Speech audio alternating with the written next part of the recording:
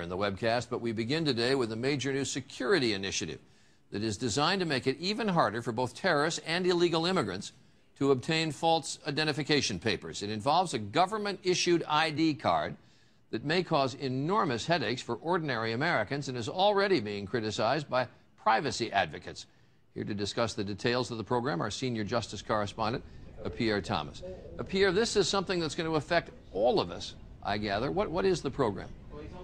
Charlie, as you said, for millions of Americans, it's going to be a lot more stressful to get your driver's license renewed. And we're talking about that the states are going to have to approve, your Social Security information. They're going to have to prove that you are who you say you are. And also the states are going to have to verify this information by checking various databases. Now, we spoke to Homeland Security Secretary Michael Chertoff today, and he was pretty adamant that this is a matter of national security. We are now over 6 years from 9/11. We live every day with the problems of false identification. Simply kicking this problem down the road year after year after year for further discussion and further debate and further analysis is a time-tested Washington way of smothering any proposal with process. I think the time has come to bite the bullet and get the kind of secure identification that I am convinced the American public wants to have. Charlie, now, Secretary Chertoff said he knows there are a lot of complaints, but he says he's going forward no matter what. Now, is this going to be a separate identity card that we're going to have to carry, or will your driver's license, if you drive, serve as this identity card?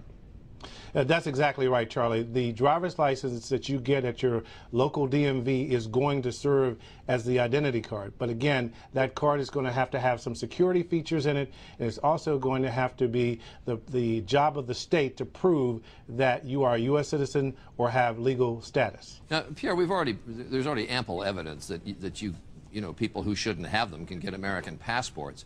So is this more about Homeland Security, or is it more about immigration?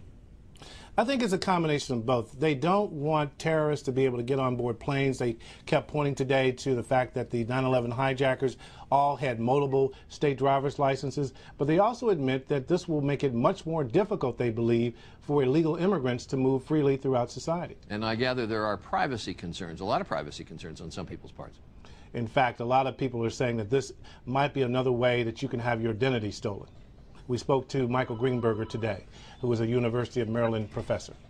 A key question is that the states are going to have to create massive databases, use massive databases, and are these databases going to be secure?